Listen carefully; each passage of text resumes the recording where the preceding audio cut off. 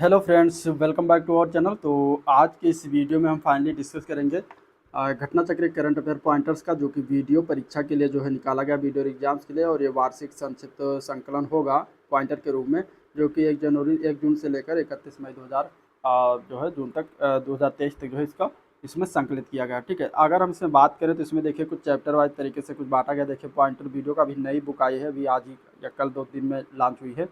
तो इसमें हम चैप्टर वाइज डिस्कस करेंगे। ठीक है, चैप्टर की बात करें तो पहला चैप्टर राष्ट्रीय है, ठीक है, अंतर्राष्ट्रीय दूसरा चैप्टर है, आर्थिक तीसरा है, वैज्ञानिक चौथा है। इसके बाद उत्तर प्रदेश आता है, फिर संक्षिप्तियाँ हैं कुछ, इसके बाद खेल दिवस है। तो इतने सारे चैप्टर्स वाइज इसमें दिए गए हैं चीज़ें। तो चलिए इस वीडियो को हम स्टार्ट करते हैं, और इसमें हम आज की इस वीडियो में देखेंगे राष्ट्रीय परिदृश्य करंट नोट्स, जिसमें देश के राजनीतिक, सामाजिक, धार्मिक, शैक्षणिक घटनाओं एवं विभिन्न मंत्रालयों पर घटनाओं पर जो है नज़र जितने भी होगा उसमें हम सभी को एक एक करके इस तरीके से वन लाइनर देखने वाले हैं। तो बहुत ही इंपॉर्टेंट है मेरे हिसाब से वीडियो के लिए ये बुक। अगर आपने ये वीडियो अगर 3 से 4 बार रिवीजन कर लिया तो आपको जो है कंप्लीट करंट अफेयर मिल जाएगा, और इससे ज़्यादा करंट अफेयर पढ़ने की ज़रूरत नहीं है कहीं से भी। ठीक है, तो वीडियो को देखिएगा, पूरा देखिएगा, एंड तक देखिएगा, तभी इसका भरपूर फायदा आपको एग्जाम में मिल पाएगा। और चलिए स्टार्ट करते हैं पहले चैप्टर को, राजनीति राष्ट्रीय परिदृश्य में राजनीतिक क्षेत्र, और एक एक करके इसमें देखते जाते हैं। कर्नाटक के नए मुख्यमंत्री कौन बने हैं? तो उनका नाम है सिद्धारमैया। ठीक है, कर्नाटक के जो नए अभी मुख्यमंत्री 20 मई को आया है इलेक्शन, तो उसमें नए मुख्यमंत्री जो बनाए गए हैं, देखिए इसमें 20 मई तक का भी संकलन किया गया है। तो सिद्धारमैया बन गए हैं कर्नाटक के नए मुख्यमंत्री, ये याद रखिएगा। इसके अलावा कर्नाटक के उप मुख्यमंत्री के रूप में किसने शपथ लिया है? तो उनका नाम है DK शिव कुमार। ठीक है, कर्नाटक का अभी हाल फिलहाल चुनाव हुआ था। अब इसका अगर आपको डिटेल देखना है मुख्यमंत्री और इसके बारे में चीज़ें, इलेक्शन के बारे में, तो मैंने जो यूथ की करवाई हुई है रिफ्रेशर करंट अफेयर से, तो उसमें थोड़ा सा डिटेल में दिया गया था चीज़ें। तो वो आप देख सकते हैं, लगभग 6 साढ़े 6 घंटे की वीडियो है, 5-6 घंटे शायद है वीडियो, तो उसको देख सकते हैं। इसमें वन लाइनर है, तो वन लाइनर हम बात करेंगे, ज़्यादा हम डीप उसका जो है डिस्क्राइब नहीं करेंगे। नेक्स्ट क्वेश्चन है, किस राज्य का उच्च न्यायालय क्षेत्रीय भाषा में निर्णय प्रकाशित करने वाला पहला उच्च न्यायालय बना है? फरवरी 2023 में हुआ था, और ये केरल राज्य का उच्च न्यायालय बन गया है, जो कि अपना जो निर्णय दिया था वो क्षेत्रीय भाषा में दिया था। ठीक है, प्रकाशित किया था।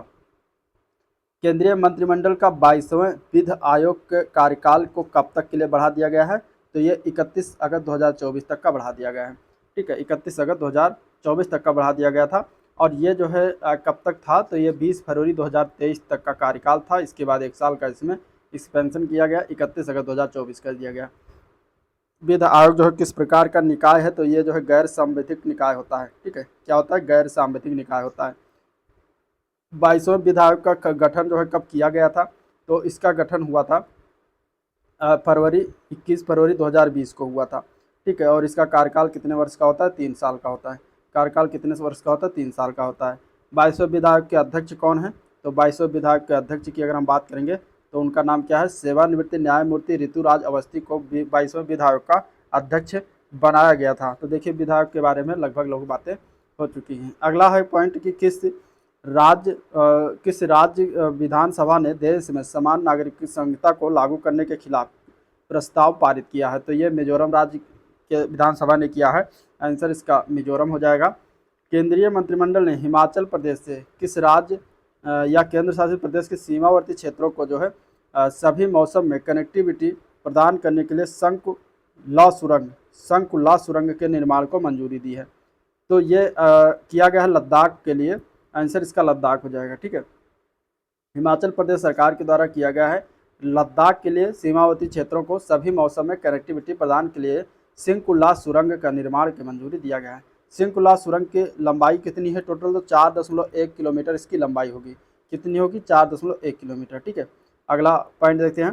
केंद्र सरकार द्वारा राष्ट्रपति भवन के मुगल गार्डन का नाम बदलकर क्या रख दिया गया है? यह 28 जनवरी को बदला गया। अब उसका नाम हो गया है अमृत उद्यान। ठीक है, अमृत उद्यान हो गया, जो कि पहले नाम था उसका मुगल गार्डन। ठीक है, राष्ट्रपति भवन में था, तो ये इसका नाम बदल के रख दिया गया। नेक्स्ट पॉइंट है, जो किस मंत्रालय द्वारा भारत भ्रमण वर्ष 2023 पहल का जो है शुभारंभ किया गया? तो ये किया गया है केंद्रीय पर्यटन मंत्रालय के द्वारा। आंसर इसका केंद्रीय पर्यटन मंत्रालय हो जाएगा। नेक्स्ट पॉइंट है, किस शहर को आंध्र प्रदेश की राजधानी बनाने की घोषणा की गई है 31 जनवरी 2023 को? तो यह घोषणा हुआ है विशाखापत्तनम को जो है अब आंध्र प्रदेश की नई राजधानी बनाने की घोषणा की गई है। तो विशाखापत्तनम इसका राइट आंसर हो जाएगा। किस राज्य निर्वाचन आयोग ने पहली बार किस राज्य में एक ट्रांसजेंडर को पोल आइकन के रूप में जो है चुना है? तो ये कर्नाटक राज्य में ही चुना, कर्नाटक में चुना हुआ है फिलहाल, हाल फिलहाल। और उसके मुख्यमंत्री कौन बनाए गए हैं? अभी नए जो नियुक्त हुए हैं उनका नाम है सिद्धारमैया। ठीक है, नियुक्त ट्रांसजेंडर पोल आइकन का नाम जान लीजिए, मंजम्मा जोगती नाम उनका, मंजम्मा जोगती नाम है, जो कि एक ट्रांसजेंडर है जो पोल आइकन के रूप में इन्हें चुना गया था। राज्य निर्वाचन आयोग ने पहली बार चुना है किसी राज्य में, तो वो कर्नाटक राज्य में चुना गया। नाम क्या है? मंजम्मा जोगती। ठीक है, स्वास्थ्य के अधिकार की गारंटी देने वाला भारत का पहला राज्य कौन बना है? तो वो राज्य है राजस्थान, जिला राजस्थान राज्य है, आंसर इसका हो जाएगा जो है राजस्थान। ठीक है, इसके तहत राजस्थान के कितने व्यक्तियों को दिया जाएगा? तो सभी व्यक्तियों को दिया जाएगा। हिमाचल प्रदेश राज्य सरकार द्वारा पेयजल स्वच्छता सेवाओं में सुधार के लिए किस देश की एजेंसी के साथ समझौता ज्ञापन पर हस्ताक्षर किया गया है? तो ये फ्रांस की एजेंसी के साथ समझौता ज्ञापन का हस्ताक्षर किया गया है। और फ्रांस की एजेंसी का नाम क्या है? तो एनजेस एनजेस फ्रेंकेश डे डेवलपमेंट। ठीक है, AFD इसको कहते हैं, AFD या फिर एनजेस फ्रेंकेश डे डेवलपमेंट के साथ समझौता किया गया हिमाचल प्रदेश सरकार के द्वारा। अगला पॉइंट है, लगातार दूसरी बार मेघालय के मुख्यमंत्री के रूप में किसने शपथ ग्रहण किया है? तो कोनराड संगमा। ठीक है, मेघालय के कौन मुख्यमंत्री इस समय? कोनराड संगमा वर्तमान में है। मध्य प्रदेश में गठित 53वें जिले का नाम क्या है? 53वां जिला हो गया मध्य प्रदेश में नया गठित किया, तो उसका नाम रखा गया मऊगंज, मऊगंज नाम रखा गया। ठीक है, 4 मार्च 2023 को। देश के मुख्य चुनाव आयुक्त और अन्य चुनाव आयुक्तों की नियुक्ति के संबंधित निर्णय किस न्यायमूर्ति की अध्यक्षता वाली अध्यक्षता वाली संविधान पीठ द्वारा जो है ये दिया गया? ठीक है, तो ये उसकी अध्यक्षता कौन कर रहे थे जिसने ये निर्णय लिया है? तो इसका आंसर हो जाएगा न्यायमूर्ति M जोसेफ। न्यायमूर्ति M जोसेफ जो थे उसकी अध्यक्षता कर रहे थे, तो आंसर हो जाएगा न्यायमूर्ति M जोसेफ, न्यायमूर्ति M जोसेफ हो जाएगा। इस संविधान पीठ में कितने सदस्य थे? तो टोटल 5 सदस्य थे। इस पीठ के अनुसार मुख्य चुनाव आयुक्त व अन्य चुनाव आयुक्तों की नियुक्ति के लिए गठित समिति में कौन कौन शामिल होगा? तो वो प्रधानमंत्री होगा, लोकसभा में नेता प्रतिपक्ष होगा और भारत के मुख्य न्यायाधीश भी होगा। तो 3 लोग इसमें जो है होंगे। नागालैंड विधानसभा के चुनी जाने वाली पहली महिला विधायक का नाम क्या है? तो हेकानी जखालू नाम है, जो कि नागालैंड विधानसभा के लिए चुनी जाने वाली पहली महिला विधायक है। ठीक है, हेकानी जखालू किस पार्टी की नेता हैं? तो ये राष्ट्रवादी डेमोक्रेटिक प्रोग्रेसिव पार्टी NDPP की नेता हैं। अगला पॉइंट है, राष्ट्रीय युवा संसद महोत्सव का आयोजन कब किया गया? तो 1 से 2 मार्च 2023 को किया गया था। और वर्ष 2023 में राष्ट्रीय युवा संसद महोत्सव का इसका कौन सा संस्करण? तो चौथा संस्करण था। राष्ट्रीय युवा संसद महोत्सव 2023 की थीम क्या है? तो थीम की बात करें तो बेहतर कल के लिए आइडिया, पूरे भविष्य के लिए भारत, ये इसका थीम रहा था। नेक्स्ट पॉइंट देखते हैं, तो चुनाव आयोग ने पहली बार किस राज्य में वोट फ्रॉम होम का विकल्प नियुक्त किया है? तो ये प्रस्तुत किया है कर्नाटक ही राज्य में वोट फ्रॉम होम। ठीक है, ये सब कर्नाटक चुनाव से संबंधित चीज़ें जो आई हैं जरूर याद रखिएगा। यह विकल्प किसके लिए उपलब्ध हुआ है? तो ये 80 वर्ष की आयु के वरिष्ठ नागरिकों और दिव्यांगों के लिए जो है ये विकल्प है, तो ये चीज़ें याद रखिएगा। अगला है, किस राज्य ने जो है गर्मियों में पानी की कमी से निपटने के लिए पहली बार जल प्रस्तुत किया है? तो ये केरल राज्य के द्वारा किया गया, आंसर इसका हो जाएगा केरल राज्य। ठीक है, भारत निर्वाचन आयोग द्वारा 10 अप्रैल 2023 को किस पार्टी को राष्ट्रीय पार्टी का दर्जा प्रदान किया गया है? तो उस पार्टी का नाम है आम आदमी पार्टी, जो कि अरविंद केजरीवाल इसके अध्यक्ष हैं, संस्थापक अध्यक्ष। तो इनकी पार्टी अब राष्ट्रीय पार्टी बन गई है। और किन पार्टियों को जो है राष्ट्रीय पार्टी का दर्जा वापस ले लिया गया है? तो पहला उसमें है अखिल भारतीय तृणमूल कांग्रेस, जो कि ममता बनर्जी की पार्टी है, जो कि अब राष्ट्रीय पार्टी का दर्जा इससे वापस ले लिया गया है। भारतीय कम्युनिस्ट पार्टी दूसरी है, CPI वाली, और राष्ट्रीय राष्ट्रवादी कांग्रेस पार्टी है, जो कि इसका भी राष्ट्रीय दर्जा वापस ले लिया गया है। अब देश में कुल राष्ट्रीय पार्टियों की संख्या टोटल 6 रह गई है। ठीक है, केंद्रीय कानून मंत्री द्वारा किस भाषा में संविधान का पहला संस्करण जारी किया गया? तो डोगरी भाषा में जारी किया गया है, आंसर डोगरी भाषा हो जाएगा। प्रधानमंत्री मोदी द्वारा राष्ट्र को समर्पित किया गया नमो पथ किस राज्य तथा केंद्र शासित प्रदेश में स्थित है? तो नमो पथ जो है ये दादरा नगर हवेली और दमन और दीव में स्थित है। ठीक है, नमो पथ क्या है? तो सी फ्रंट है, तटीय सैरगाह का सी फ्रंट बनाया गया है, उसको नमो पथ नाम दिया गया है। औखुंग का दौरा करने वाले पहले केंद्रीय मंत्री कौन बने हैं? तो औखुंग का दौरा करने वाले अगर हम बात करें तो पहले हैं एल मुरुगन। ठीक है, एल मुरुगन पहले केंद्रीय मंत्री बन गए हैं जिन्होंने औखुंग का दौरा किया हुआ है। और औखुंग गांव किस राज्य में स्थित है ये बताना है। तो औखुंग गांव जो है ये नागालैंड राज्य में स्थित है। ठीक है, औखुंग भारत और किस राज्य की सीमा पर स्थित है? तो यह म्यांमार की सीमा पर स्थित है, इसलिए इंपॉर्टेंट हो जाता है। अगला पॉइंट है, 13वां राष्ट्रीय मतदाता दिवस कब मनाया गया? तो 25 जनवरी 2023 को मनाया गया। ठीक है, NBD यानी कि नेशनल वोटिंग डे तो ये 13वां मनाया गया, 25 जनवरी को मनाया जाता है। और इसका विषय 2023 का क्या था? वोटिंग जैसा कुछ नहीं, मैं हर हाल में वोट देता हूँ। ये इसका इस बार का थीम रहा था। इस अवसर पर निर्वाचन आयोग द्वारा प्रदर्शित गीत का नाम क्या रखा है? मैं भारत हूँ, हम भारत के मतदाता। ये प्रसिद्ध गीत इस बार गाया गया। ठीक है, नेक्स्ट पॉइंट है इसमें, भारतीय टेलीग्राफ एवं संरचना सुरक्षा नियम 2022 को राजपत्र में कब प्रकाशित किया गया? तो 3 जनवरी 2023 को प्रकाशित किया गया है। और इसके अलावा अगर हम बात करें तो इस नियम को किस विभाग के द्वारा प्रकाशित किया गया है? तो ये दूरसंचार विभाग, संचार मंत्रालय के द्वारा प्रकाशित किया गया है। लोकायुक्त विधेयक 2023 को पारित करने वाला कौन सा पहला जो है राज्य बन गया है? तो वो है महाराष्ट्र राज्य। आंसर इसका हो जाएगा ए पार्ट महाराष्ट्र राज्य। ठीक है, गुजरात के मुख्यमंत्री के रूप में किसने जो है शपथ ग्रहण किया है? तो भूपेंद्र भाई रजनीकांत पटेल को जो है गुजरात का मुख्यमंत्री बनाया गया है। ठीक है, भारतीय जनता पार्टी से बने हैं। हिमाचल प्रदेश के नए मुख्यमंत्री का नाम? तो सुखविंदर सिंह सुक्खू नाम है, ये कांग्रेस से हैं। ठीक है, भारत का पहला पूर्ण पुस्तकालय निर्वाचन क्षेत्र जो है वो धर्म है केरल में। ठीक है, जो कि बन गया है। छत्तीसगढ़ राज्य में नवगठित जिलों के नाम क्या क्या हैं? तो उनको देख लीजिए। इतने सारे नए जिले गठित किए गए हैं। मोहल्ला, मानपुर, अम्बागढ़ चौकी, सारनगढ़, बिलाईगढ़, खैरागढ़, चुदई खान, छुई खादन, गंडई, मनेन्द्रगढ़, चिरमरी, भरतपुर। ठीक है, और शक्ति। ये वर्तमान में टोटल कितनी अब जिले हो गए हैं? तो 33 जिले हो गए टोटल। ठीक है, अगला पॉइंट है, किस सेना के लिए ध्वज का अनावरण किया गया है? किस सेना के लिए नए ध्वज का अनावरण हुआ है? तो ये भारतीय नौसेना के लिए हुआ है 2 सितंबर 2022 को। और ये जो नया ध्वज है किससे प्रेरित है? तो छत्रपति शिवाजी से प्रेरित है। केंद्र सरकार ने किस राज्य में परिवार कल्याण कार्ड जारी करने की योजना की मंजूरी प्रदान की? तो उत्तर प्रदेश में हुआ। इंपॉर्टेंट अगस्त 2022 में। परिवार कल्याण कितने अंकों का जो है फैमिली आई कार्ड है? तो 12 अंकों का होता है, ये भी याद रखिएगा, पूछा जा सकता है एग्जाम में। ठीक है, पंजाब और हरियाणा सरकार द्वारा चंडीगढ़ हवाई अड्डा का नाम बदलकर अब क्या रख दिया गया है? तो शहीद भगत सिंह के नाम पर रखने का निर्णय लिया गया 20 अगस्त को। ठीक है, और प्रधानमंत्री मोदी द्वारा किस वर्ष तक विकसित राष्ट्र बनने के लिए पंच प्रण लेने का आह्वान किया गया है? तो वर्ष 2047 तक जो है पंच प्रण लेने का आह्वान प्रधानमंत्री मोदी द्वारा किया गया है। 15 अगस्त 2022 को कौन सा स्वतंत्रता दिवस मनाया गया? तो 76वां स्वतंत्रता दिवस था। और इस दिन भारत को स्वतंत्रता दिवस प्राप्त हुए कितने वर्ष पूरे हो गए थे? तो 75 वर्ष पूरे हो गए थे। 76वें स्वतंत्रता दिवस की पूर्व संध्या पर शांति काल पर दूसरे सर्वोच्च वीरता कीर्ति चक्र से किसे सम्मानित किया गया? तो नायक देवेंद्र प्रताप सिंह को सम्मानित किया गया है। 8वीं बार बिहार के मुख्यमंत्री के रूप में शपथ किसने ग्रहण किया? तो नीतीश कुमार ने ग्रहण किया। ठीक है, देश के 14वें उपराष्ट्रपति कौन निर्वाचित हुए हैं? तो उनका नाम है जगदीप धनखड़। दंड प्रक्रिया अधिनियम कब से लागू? 2022 कब से लागू हो गया? तो 4 अगस्त 2022 से लागू हो गया। ठीक है, सद्य अधिनियम किस अधिनियम का जो है ये स्थान लेता है, यानी कि ऊपर का? तो ये बंदी शनाख्त अधिनियम 1920 का ये स्थान लेगा। नेक्स्ट पॉइंट है, किस राज्य ने जो है अपने एक जिले का नाम बदलने हेतु जो है आदेश जारी किया है? तो आंध्र प्रदेश राज्य के द्वारा ये किया गया है। और वो किस जिले का नाम बदला है? तो कोनसीमा जिले का नाम बदला है।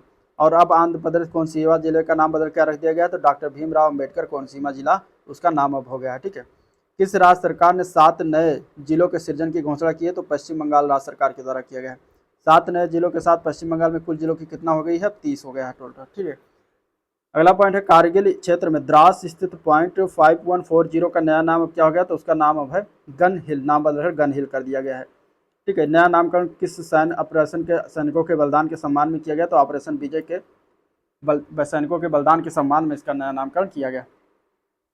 प्रधानमंत्री ने किस राज्य की विधानसभा के 100 वर्ष पूरे होने पर उपलक्ष्य में शताब्दी स्मृति स्तंभ का उद्घाटन किया? तो बिहार के 100 वर्ष पूरे होने पर किया गया, बिहार विधानसभा का। ठीक है, प्रधानमंत्री द्वारा कहां पर राष्ट्रीय प्रतीक अशोक स्तंभ का अनावरण किया गया है? तो ये नई संसद भवन की छत पर किया गया है। आंसर इसका नई संसद भवन छत हो जाएगा। राष्ट्रीय प्रतीक किस धातु से निर्मित है? कांस्य धातु से निर्मित है।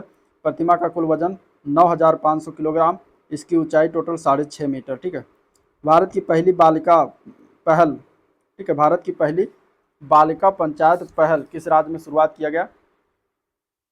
तो ये हुआ है जो है गुजरात राज्य में। ठीक है, गुजरात राज्य में हुआ है। आंसर इसका गुजरात राज्य हो जाएगा।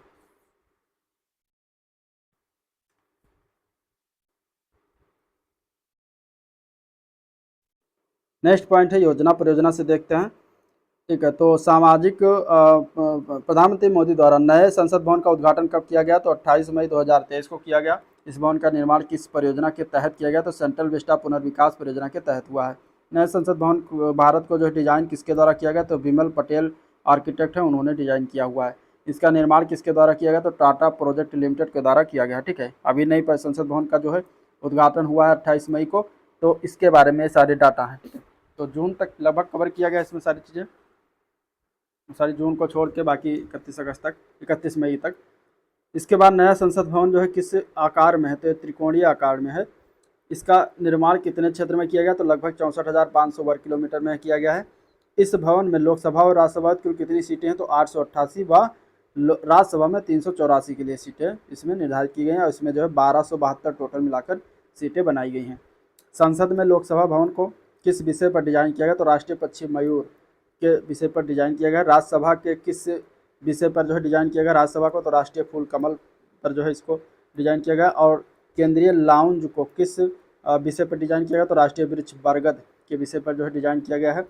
भवन में किस ऐतिहासिक राजदंड को एक महत्वपूर्ण स्थान रखा गया है, तो वो है सेंगोल, ठीक है। किस प्राचीन साम्राज्य के सेंगोल को सेवा कर्तव्य और राष्ट्र के पथ के प्रतीक के रूप में देखा गया था, तो वो चोल साम्राज्य का ये चीज़ें होती थी चोल साम्राज्य में, ठीक है। सेंगोल जो है किसका प्रतीक है, तो सेंगोल जो है सत्ता के हस्तांतरण का प्रतीक है।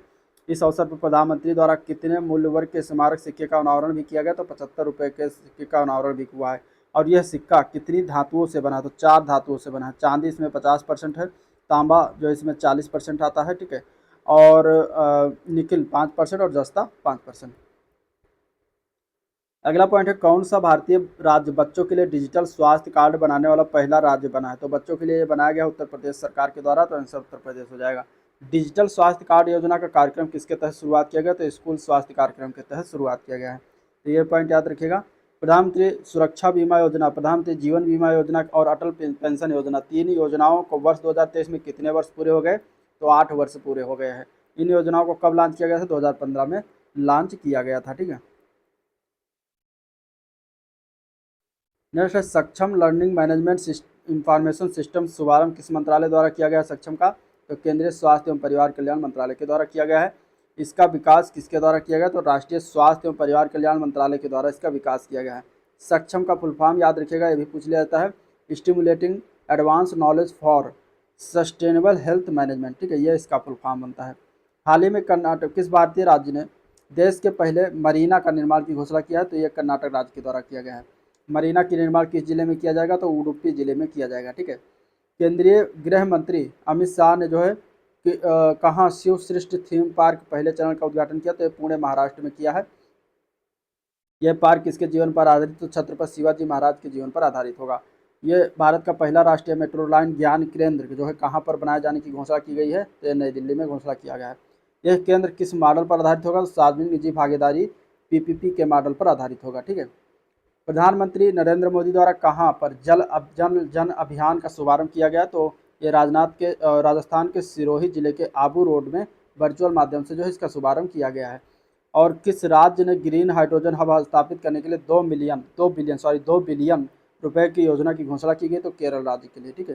केरल राज्य ने घोषणा किया ग्रीन हाइड्रोजन हब स्थापित करने के लिए। केरल ने किस वर्ष तक 100% नवीनीकरण ऊर्जा पर निर्भरता का लक्ष्य बताया, तो 2040 तक निर्भरता प्राप्त कर लेगा। केरल द्वारा किस वर्ष तक शुद्ध कार्बन तटस्थ राज्य बनने का लक्ष्य रखा गया, तो यह 2050 तक जो है शुद्ध कार्बन तटस्थ राज्य बनने का लक्ष्य रखा गया है। अरावली पर्वत श्रृंखला के आसपास के बफर क्षेत्र को हरित बनाने के लिए किसी परियोजना का शुभारंभ किया गया, तो 25 मार्च 2023 को अरावली ग्रीन वॉल परियोजना का शुभारंभ किया गया। कितने किलोमीटर के बफर क्षेत्र को हरित बनाने के लिए इस परियोजना को शुरू किया गया है, तो 5 किलोमीटर क्षेत्र को, ठीक है। अरावली ग्रीन वॉल परियोजना से आच्छादित एवं संघ राज्य शासित क्षेत्र में हरियाणा आता है, राजस्थान, गुजरात एवं दिल्ली आते हैं, ठीक है। उत्तर प्रदेश में कहाँ पैसेंजर रोपवे की आधारशिला रखी गई, 24 मार्च 2023 को, तो वाराणसी में रखा गया है, वाराणसी कैंट स्टेशन से गदौलिया तक, ठीक है। और भारत के सार्वजनिक यातायात के लिए रोपवे का इस्तेमाल करने वाला विश्व का कौन सा देश होगा, तो ये तीसरा देश होगा। पहला देश है बोलिविया, दूसरा देश है मैक्सिको, के पश्चात तीसरा देश भारत होगा, जहाँ पर रोपवे का इस्तेमाल किया जाएगा सार्वजनिक यातायात के लिए। उत्तर प्रदेश गुणवत्ता मिशन का शुभारंभ कहाँ से किया गया, तो लखनऊ से किया गया। उत्तर प्रदेश की राजधानी लखनऊ गोमती नदी के किनारे बसा स्थित शहर है।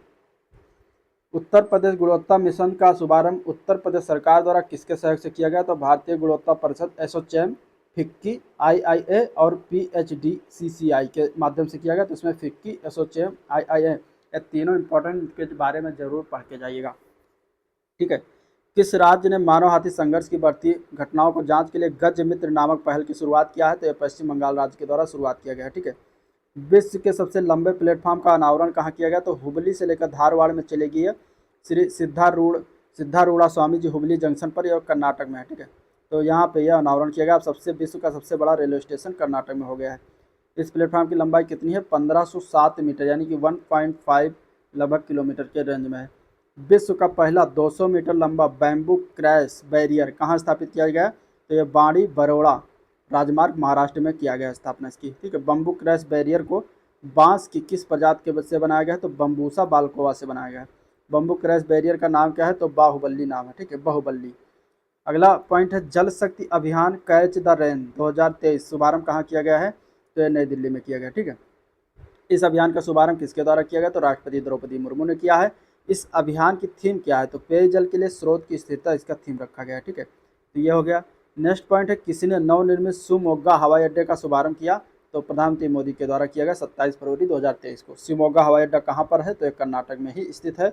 अगला पॉइंट है नदी के अंदर चलने वाली भारत की प्रथम मेट्रो कौन बनी है? तो वो है कोलकाता मेट्रो, ठीक है। नदी के अंदर अगर पूछा जाएगा प्रथम मेट्रो तो वो कोलकाता मेट्रो है। कोलकाता मेट्रो के लिए किस नदी के अंदर ये सुरंग बनाया गया है? तो हुगली नदी के अंदर बनाया गया है, ठीक है। हुगली नदी के अंदर कोलकाता मेट्रो चलेगी। भारत की पहली सेमी हाई स्पीड क्षेत्रीय रैपिड परिवहन प्रणाली का नाम क्या है? तो रैपिड एक्स उसका नाम रखा गया है। इसका संचालन किन शहरों में किया जाएगा? तो दिल्ली से मेरठ है इसका संचालन किया जाएगा, ठीक है। और इसका संचालन जो है किसके द्वारा किया जाएगा? तो राष्ट्रीय राजधानी क्षेत्रीय परिवहन निगम के माध्यम से किया जाएगा। तो ये पॉइंट हो गया। पीराह कुनफर सुरंग का उद्घाटन कहाँ किया गया? तो रामबन जम्मू कश्मीर में किया गया, ठीक है। और शुरुआत में एक सुरंग की बात हुई थी जिसको याद रखिएगा, इसमें से कुछ एक क्वेश्चन पूछा जा सकता है सुरंग में, जो था वो सिंकुला सुरंग। सिंकुला सुरंग कहाँ पर? ये लद्दाख और हिमाचल प्रदेश के बीच को जोड़ने के लिए सिंकुला सुरंग का निर्माण को मंजूरी हिमाचल प्रदेश सरकार के द्वारा दिया गया है, जिसकी लंबाई 4 किलोमीटर थी लगभग। और यह है पीराह कुनफुर सुरंग, जो कि रामबन जम्मू कश्मीर में ये उद्घाटन हुआ है। और ये भारत का पहला 3D प्रिंटेड डाकघर कहाँ खोला गया? तो ये बेंगलुरु कर्नाटक में खोला गया, ठीक है। इसका निर्माण किस कंपनी के द्वारा किया जाएगा? तो लार्सन एंड टूब्रो कंपनी के द्वारा किया जा रहा है। और यह परियोजना किसके सहयोग से पूर्ण होगी? तो IIT मद्रास के सहयोग से पूर्ण होगी। तो ये भी याद रखिएगा। अगला पॉइंट देखते हैं।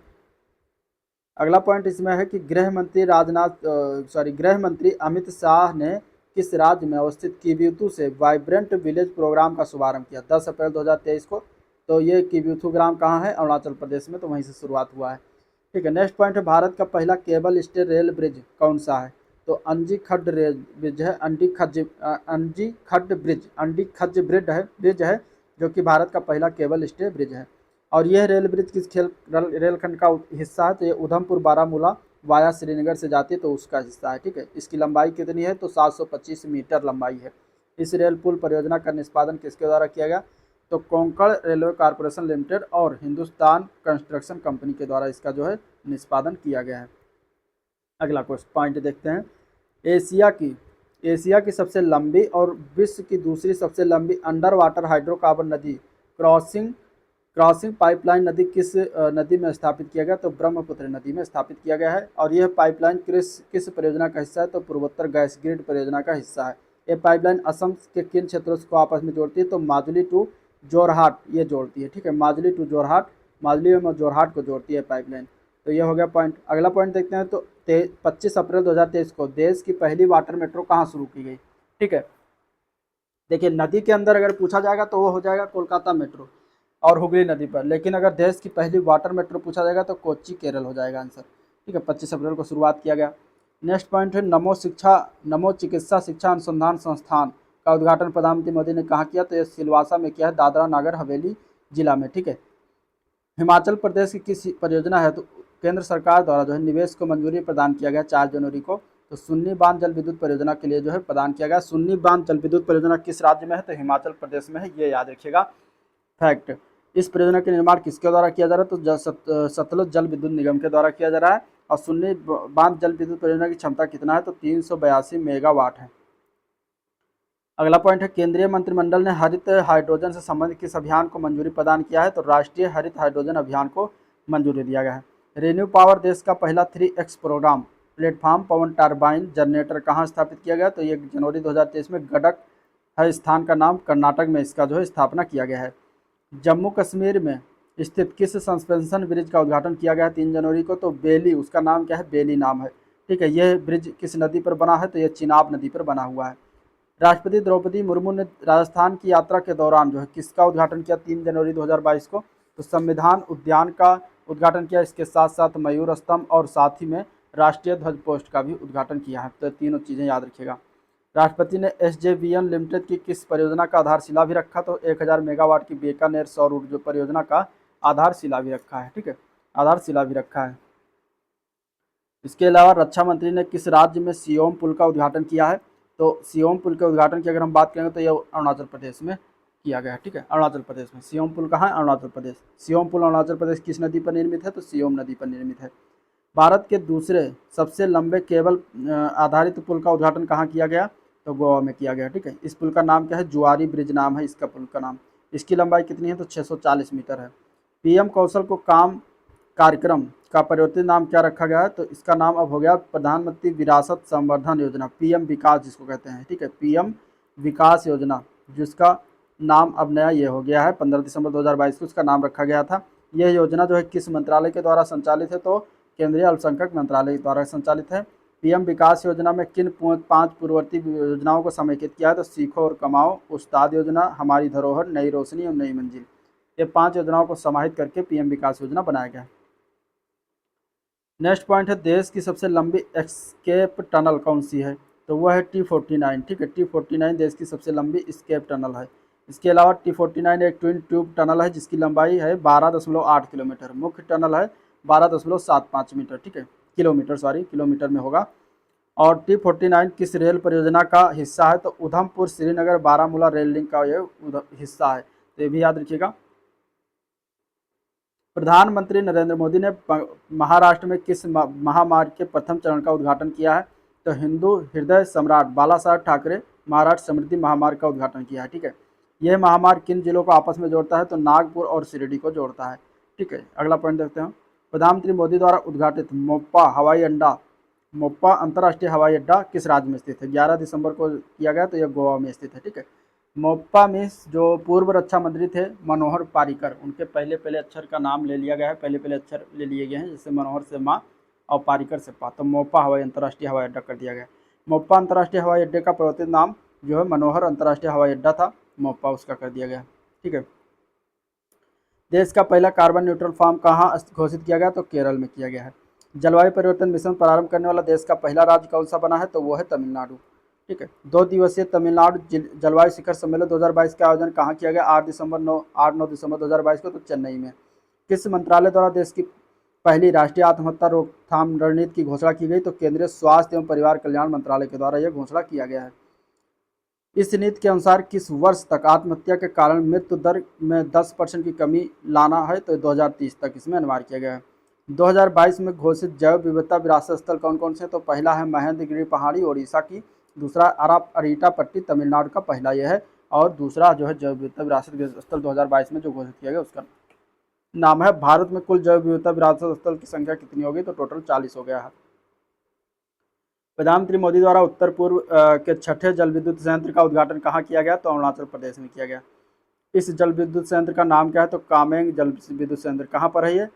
तो ये कहाँ पर है? तो अरुणाचल प्रदेश में। ठीक है, कामेंग जल विद्युत पर है। इसकी क्षमता कितनी है? तो 600 मेगावाट की क्षमता है। प्रधानमंत्री द्वारा जो है पूर्वोत्तर के किस राज्य के पहले ग्रीनफील्ड हवाई अड्डे का उद्घाटन किया गया? 19 नवंबर को, तो ये अरुणाचल प्रदेश में ही किया गया है। हवाई अड्डे का नाम जान लीजिए, डोनी पोलो हवाई अड्डा, ईटानगर जो कि अरुणाचल प्रदेश की राजधानी, तो वहीं पर जो है ये हवाई अड्डा स्थित है। प्रधानमंत्री मोदी द्वारा स्टैचू ऑफ प्रॉस्पेरिटी का उद्घाटन कहाँ किया गया? तो बेंगलुरु कर्नाटक में किया गया। स्टैचू ऑफ प्रॉस्पेरिटी किसकी प्रतिमा है? तो नाड प्रभु केम्पागौड़ा की प्रतिमा है। और इस प्रतिमा की ऊंचाई कितनी है? तो 108 फीट ये ऊंची है। इसके निर्माण हेतु किस धातु का प्रयोग किया गया था? तो 98 टन कांस्य और 120 टन इस्पात का प्रयोग किया गया। इस प्रतिमा के शिल्पकार कौन है? तो राम बी सुतार हैं। ठीक है, श्यामा प्रसाद मुखर्जी रूर्बन मिशन के तहत SPMRM के तहत जो है पूरा होने वाला देश का पहला क्लस्टर कौन सा बन गया है? तो वो है एबाक क्लस्टर। ठीक है, 4 नवंबर 2022 को। एबाक क्लस्टर कहाँ स्थित है? तो आइजॉल असम में स्थित है।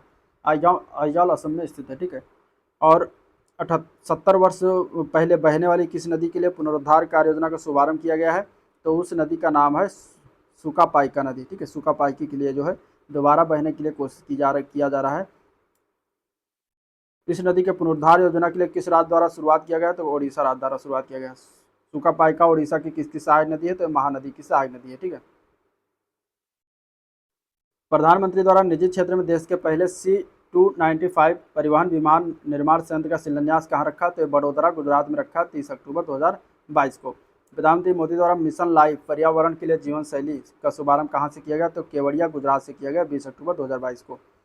प्रधानमंत्री मोदी ने कहाँ पर मिशन स्कूल्स ऑफ एक्सीलेंस का शुभारंभ किया? 19 अक्टूबर 2022 को। तो त्रिमंदिर अडालज गुजरात में किया गया, ठीक है।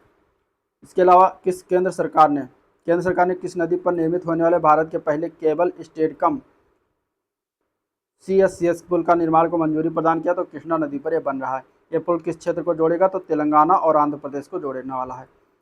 केंद्रीय गृह एवं सहकारिता मंत्री ने कहाँ पर देश में पहली बार हिंदी के MBBS के पाठ्यक्रम का शुभारंभ किया? तो भोपाल मध्य प्रदेश में किया है, ठीक है।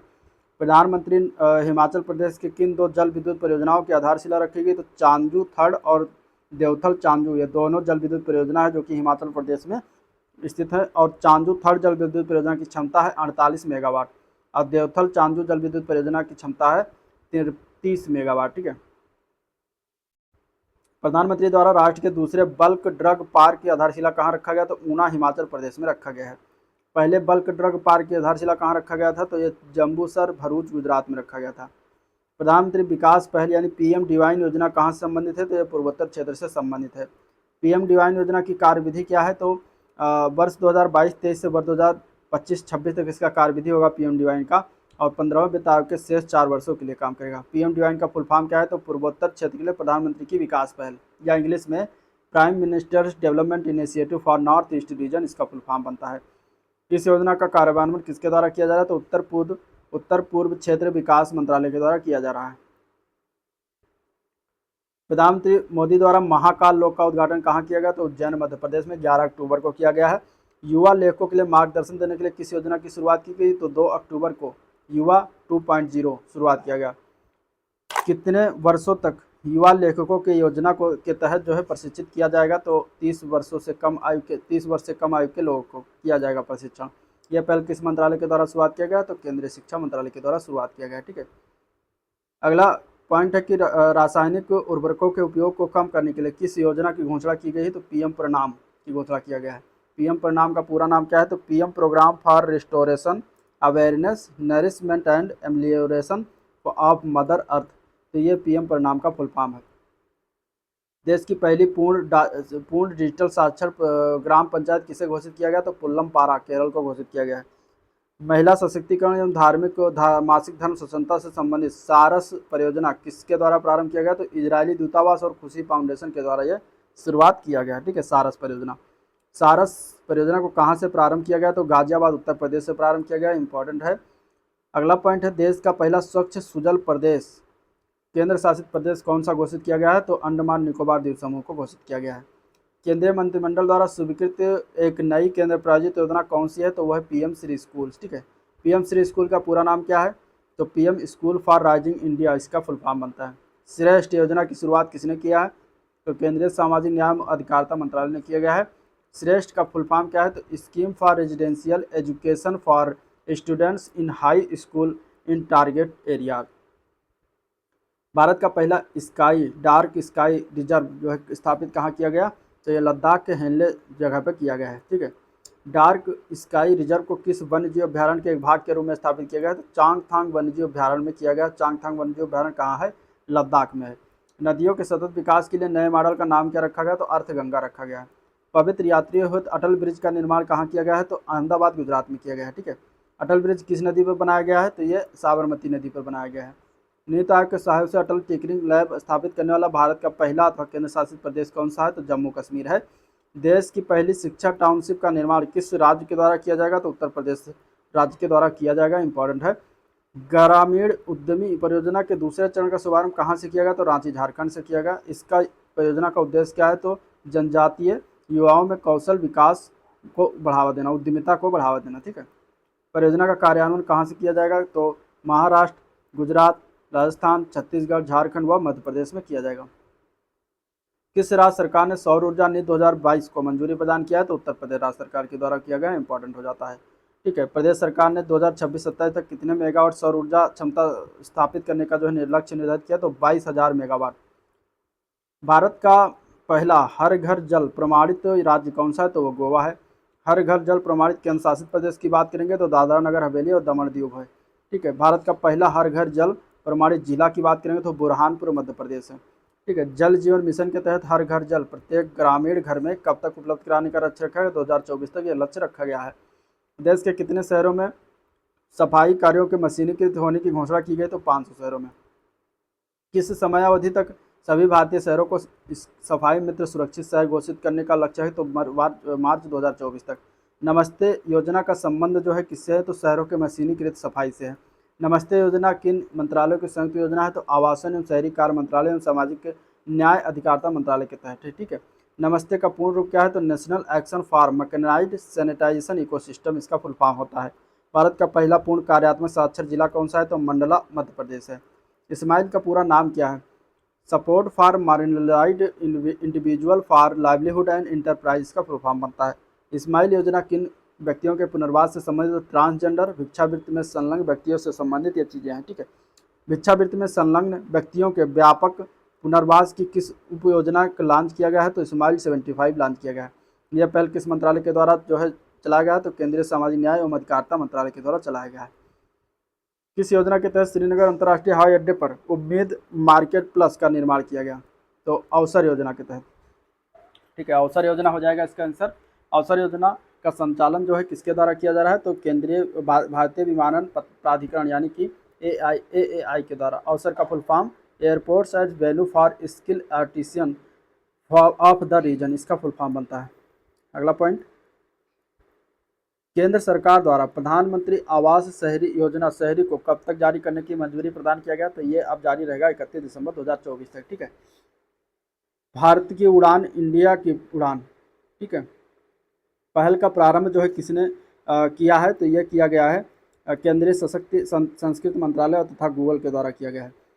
और सरकारी तथा निजी विश्वविद्यालयों एवं कॉलेजों के अनुसंधान क्षमताओं को बढ़ाने है जो है किस योजना की शुरुआत किया गया है? तो state university research excellence sure जिसको कहते हैं योजना को शुरुआत किया गया। इस योजना की शुरुआत किसके द्वारा किया गया है? तो विज्ञान एवं इंजीनियरिंग अनुसंधान बोर्ड के द्वारा किया गया है। ठीक है, भारत की सबसे बड़ी घरेलू सामग्री आवश्यकता आधारित परियोजना कहाँ स्थापित किया जा रहा है? तो ये जैसलमेर राजस्थान में किया जा रहा है। इसकी क्षमता कितनी होगी? 50 मेगावाट। प्रधानमंत्री मोदी ने किस फ्लोटिंग सौर परियोजना का उद्घाटन जो है किया है? तो वो है कायमकुलम फ्लोटिंग सौर परियोजना केरल। और इस परियोजना की क्षमता कितनी है? तो 92 मेगावाट क्षमता है इसकी। अगला पॉइंट देखते हैं, भारत की दूसरी सबसे बड़ी फ्लोटिंग सौर फोटोवोल्टेइक परियोजना कौन सी है? तो वो है कायाकुलम फ्लोटिंग सोलर प्रोजेक्ट। भारत की सबसे बड़ी फ्लोटिंग और सौर फोटोवोल्टेइक परियोजना कौन सी है? तो वो है Ramagundam floating solar project Telangana में। रामागुंडम फ्लोटिंग सोलर प्रोजेक्ट की क्षमता कितनी है? 100 मेगावाट। प्रधानमंत्री द्वारा बुंदेलखंड एक्सप्रेसवे का उद्घाटन किस जिले में किया गया? तो जालौन उरई तहसील उत्तर प्रदेश में किया गया। बुंदेलखंड एक्सप्रेसवे की कुल लंबाई कितनी है? तो 296.07 किलोमीटर है। और यह एक्सप्रेसवे किस जिले से होकर गुजरता है? तो टोटल 7 जिलों से होकर गुजरता है। चित्रकूट, बांदा, महोबा, हमीरपुर, जालौन, औरैया और इटावा से। ठीक है, महिलाओं की सुरक्षा, संरक्षा और सशक्तिकरण हेतु किस योजना की एक विस्तृत दिशा निर्देश जारी किया गया? तो मिशन शक्ति के लिए जारी किया गया है। यह दिशा निर्देश किसने जारी किया है? तो केंद्रीय बाल महिला एवं बाल विकास मंत्रालय के द्वारा जारी किया गया। मिशन योजना है जो है कि निर्धारित अवधि क्या है? तो 15वें वित्त आयोग की अवधि 2021-22 से लेकर 2025-26 तक रहेगी। मिशन शक्ति की 2 उप योजनाएं कौन सी हैं? तो संबल और सामर्थ्य योजना 2 उप योजनाएं हैं। थर्मल पावर प्लांट्स में बायोमास के उपयोग पर भारतीय मिशन का नाम क्या है? तो समर्थ नाम रखा गया उसका। ठीक है, नई शिक्षा नीति NEP 2020 को पूर्व प्राथमिक स्तर पर लागू करने वाला भारत का पहला राज्य कौन सा बन गया? तो उत्तराखंड बन गया है। भारत का पहला एलिवेटेड शहरी एक्सप्रेसवे कहाँ विकसित किया जा रहा है? दिल्ली से गुरुग्राम के बीच विकसित किया जा रहा है। एक्सप्रेसवे को किस नाम से जाना जाता है? तो द्वारका एक्सप्रेसवे से नाम से जानते हैं। एक्सप्रेसवे की कुल लंबाई कितनी है? तो 29 किलोमीटर है। 29 किलोमीटर हरियाणा में, 10 किलोमीटर जो 19 किलोमीटर हरियाणा में है, 10 किलोमीटर दिल्ली में है। निर्माण श्रमिकों के कौशल प्रशिक्षण के लिए जो है किस परियोजना का शुभारंभ किया गया है? तो निपुण परियोजना का शुभारंभ किया गया 20 जून 2022 को। निपुण का फुल फॉर्म क्या है? तो श्रम निर्माण श्रमिकों के कौशल को बेहतर करने के लिए राष्ट्रीय पहल है। National initiative for programming up skilling of निर्माण वर्कर्स, तो ये इसका फुल फॉर्म बनता है। और ये किस मंत्रालय के द्वारा शुरुआत किया गया? तो आवासन एवं शहरी कार्य मंत्रालय द्वारा शुरुआत किया गया है। निपुण को जो है MOHU एक किस मिशन के तहत शुरुआत किया गया? तो दीनदयाल अंत्योदय योजना राष्ट्रीय शहरी आजीविका मिशन यानी कि DNULM के तहत समाज जो है शुरुआत किया गया है। ठीक है। निपुण परियोजना का कार्यान्वयन भागीदार कौन है? तो राष्ट्रीय कौशल विकास निगम NSDC है भागीदार। भारत के पहले 100 MLD क्षमता के सरकारी विलवणीकरण संयंत्र का उद्घाटन किस राज्य में किया गया? तो गुजरात के दहेज प्रांत में किया गया है। केंद्रीय मंत्रिमंडल ने भारतीय युवाओं के लिए सशस्त्र बलों में सेवा हेतु किस योजना को मंजूरी प्रदान की 14 जून 2022 को? तो अग्निपथ योजना। इस योजना के तहत चुने गए युवाओं को क्या कहा जाएगा? तो अग्निवीर कहा जाएगा। ड्रोन नीति की मंजूरी देने वाला भारत का पहला राज्य कौन बना है? तो हिमाचल प्रदेश राज्य बन गया। इस ड्रोन नीति का नाम क्या होगा? तो हिमाचल प्रदेश ड्रोन नीति 2022 होगा इसका नाम। ठीक है। राष्ट्रीय वायु खेल नीति 2022 का प्रारंभ किसने किया? केंद्रीय नागर विमानन मंत्री ज्योतिरादित्य सिंधिया के द्वारा किया गया है। यह नीति किस वर्ष तक भारत के एयर स्पोर्ट्स के शीर्ष राष्ट्रों को एक बनाने के दृष्टिकोण पर आधारित? तो 2030 तक ये नीति बन जाएगा। ठीक है, शीर्ष। इसके बाद रिपोर्ट तो मसौदे नीतियां सूचकांक से संबंधित क्वेश्चन को देखेंगे। तो राज्य ऊर्जा दक्षता सूचकांक 2021-22 किसके द्वारा जारी किया गया? तो केंद्रीय विद्युत मंत्रालय के द्वारा जारी किया गया। और यह किसके द्वारा विकसित किया गया? तो ऊर्जा दक्षता ब्यूरो के द्वारा विकसित किया गया। यह किसके सहयोग से विकसित किया गया? तो alliance for energy efficient economy के सहयोग से। फ्रंट रनर श्रेणी राज्य में देखेंगे तो पहला आता है आंध्र प्रदेश, दूसरा कर्नाटक, केरल, राजस्थान और तेलंगाना आते हैं। अचीवर श्रेणी में देखेंगे तो असम, हरियाणा, महाराष्ट्र और पंजाब आते हैं। कंटेंडर श्रेणी में देखेंगे तो इसमें चंडीगढ़, छत्तीसगढ़, दिल्ली, गुजरात, झारखंड, मध्य प्रदेश, उड़ीसा और उत्तर प्रदेश का आता है। तो उत्तर प्रदेश किस श्रेणी में आता है? कंटेंडर श्रेणी में। ठीक है, राज्य ऊर्जा दक्षता सूचकांक में कंटेंडर श्रेणी में उत्तर प्रदेश आता है, तो ये याद रखिएगा। अगला इसमें रिपोर्ट है इंडिया जस्टिस रिपोर्ट। ठीक है, इंडिया जस्टिस रिपोर्ट 2022 में न्याय देने वाले शीर्षों में शीर्ष राज्य में अगर हम देखेंगे तो कर्नाटक है। इंडिया जस्टिस रिपोर्ट में बड़े राज्यों की श्रेणी में 18 राज्य को शामिल किया गया है। और सबसे देखेंगे तो बड़े राज्यों में दूसरा और तीसरा स्थान तमिलनाडु और तेलंगाना का आता है। इस रिपोर्ट में अगर हम देखेंगे बड़े राज्यों में तो सबसे निचले स्थान पर आता है उत्तर प्रदेश का नंबर। तो उत्तर प्रदेश इंपॉर्टेंट हो जाता है, ये याद रखिएगा।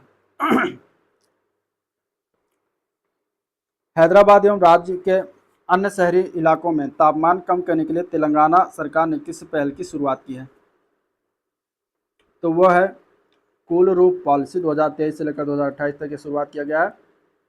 भारत सरकार के जल शक्ति मंत्रालय द्वारा पहली जल स्रोतों की गणना के आधार पर देश में कुल कितने जल स्रोतों की गणना की गई है? तो 24 और 540 जल स्रोतों की गणना की गई। ठीक है, यानी कि इसको हम करें तो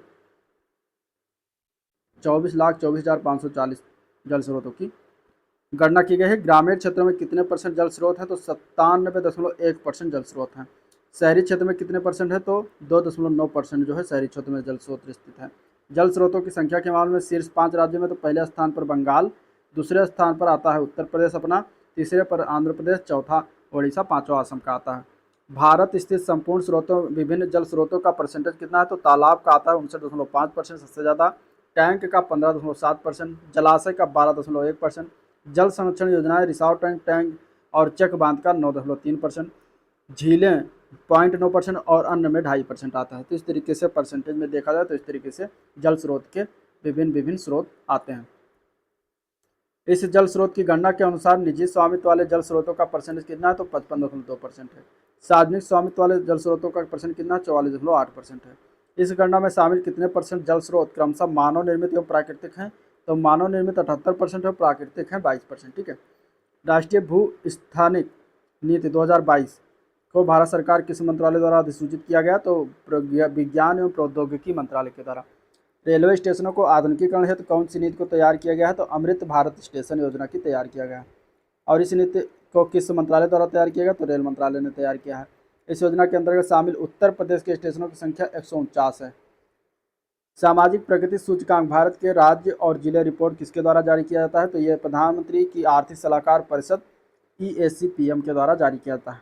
ठीक है, सामाजिक प्रगति सूचकांक। इस रिपोर्ट को किसके सहयोग से तैयार किया गया? तो institute for competitiveness and social progress imperative के द्वारा जो है सहयोग से तैयार किया गया।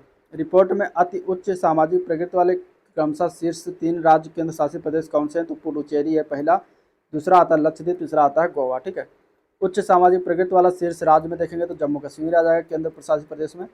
रिपोर्ट में उच्च मध्यम प्रगति शीर्ष में देखेंगे शीर्ष राज्य तो उत्तराखंड का आता है, समग्र रैंक में 16वां रैंक आता है उत्तराखंड का। रिपोर्ट में निम्न मध्यम सामाजिक प्रगति श्रेणी में देखेंगे तो हरियाणा का नंबर आता है, समग्र में 21वां रैंक आता है।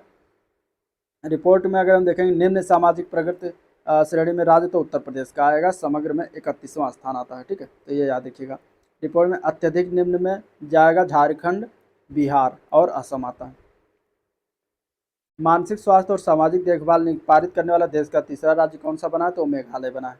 ऐसी नीति पारित करने वाला मेघालय पूर्वोत्तर का कौन सा राज्य है? तो पहला राज्य है। ठीक है, इस प्रकार की नीति पारित करने वाले देश के 2 अन्य राज्यों में केरल और कर्नाटक का नंबर आता है। भारत के लिए भूमिगत जल संसाधन आकलन रिपोर्ट 2022 किसके द्वारा जारी किया गया है? तो केंद्रीय जल शक्ति मंत्रालय के द्वारा जारी किया गया है। इस रिपोर्ट के अनुसार संपूर्ण देश के लिए कुल वार्षिक भूमिगत जल पुनर्भरण कितना है? तो 437.60 बिलियन क्यूबिक मीटर है। ठीक है, और इसके अलावा पूरे देश में कितना वार्षिक भूमिगत जल निकाला जाता है? तो 239 बिलियन क्यूबिक मीटर निकाला जाता है। भारत में स्कूली शिक्षा पर यूडाइज प्लस 2021-22 नामक विस्तृत रिपोर्ट जो जारी किया गया, ये 3 नवंबर 2022 को जारी किया गया। केंद्रीय शिक्षा मंत्रालय द्वारा जारी रिपोर्ट के अनुसार उच्चतर माध्यमिक स्तर पर नामांकन वर्ष 2020-21 की तुलना में बढ़कर कितना हो गया? तो 57.6 हो गया, और 20-21 में कितना था? 53.8 था। तो अभी 21-22 में कितना है? 57.6 है। ठीक है, अब यूडाइज का पूरा नाम क्या है? तो unified district information system for education plus इसका फुल फॉर्म है। पब्लिक अफेयर इंडेक्स 2022 किसके द्वारा जो है जारी किया गया? तो ये पब्लिक अफेयर सेंटर बेंगलुरु के द्वारा जारी किया गया है। वर्ष 2022 में सूचकांक के निम्न संस्करण को किस संस्करण को जारी किया गया? तो 7वां संस्करण था। इसके अंतर्गत बड़े राज्यों की श्रेणी में 3 राज्य में हरियाणा, तमिलनाडु, केरल आता है। ठीक है, बड़े राज्यों की श्रेणी में अंतिम 3 में आएगा झारखंड 18वां, 17वां पे पश्चिम बंगाल और 16वां पे महाराष्ट्र आता है। बड़े राज्यों की श्रेणी में उत्तर प्रदेश का स्थान 12वां है। ठीक है, छोटे राज्यों में सिक्किम पहले स्थान पर आता है और छोटे राज्यों में अंतिम स्थान पर नागालैंड आता है। स्वच्छ सर्वेक्षण ग्रामीण रिपोर्ट को किसके द्वारा पूर्ण किया गया है? तो पेयजल एवं स्वच्छता विभाग के द्वारा पूर्ण किया गया है। और SSG यानी कि स्वच्छ सर्वेक्षण ग्रामीण के तहत बड़े राज्यों में 30 लाख की अधिक आबादी वाले श्रेणी में शीर्ष 3 स्थान किन राज्य ने प्राप्त किया? तो पहला तेलंगाना, दूसरा हरियाणा, तीसरा तमिलनाडु ने प्राप्त किया। SSG छोटे राज्यों में देखेंगे तो अंडमान निकोबार द्वीप समूह शीर्ष स्थान पर है, और शीर्ष 3 जिलों में तो भिवानी आता है जो कि हरियाणा का है जिला, और जगतसियाल आता है जो कि ये तेलंगाना का जिला है, निजामाबाद आता है जो कि ये भी ये तेलंगाना का है। राष्ट्रपति द्वारा स्वच्छ सर्वेक्षण 2022 में परिणामों की घोषणा कब किया गया? तो 1 अक्टूबर 2022 को किया गया। ठीक है, कब किया गया? 1 अक्टूबर 2022 को किया गया। अब भारत का सबसे स्वच्छ शहर किसे घोषित किया गया? तो इंदौर को घोषित किया गया लगातार 6वीं बार, और ये मध्य प्रदेश का शहर है। तो ये 6वीं बार लगातार हर साल पिछले 6 साल से स्वच्छ शहर में पहले स्थान पर बना हुआ है, और इसी को ही 7 स्टार कचरा मुक्त शहर भी घोषित किया गया। स्वच्छ शहरों की राष्ट्रीय रैंकिंग में 1 से 10 लाख की जनसंख्या में शीर्ष 3 स्थान में तिरुपति आता है पहला स्थान, मैसूरू दूसरा, नई दिल्ली तीसरा आता है।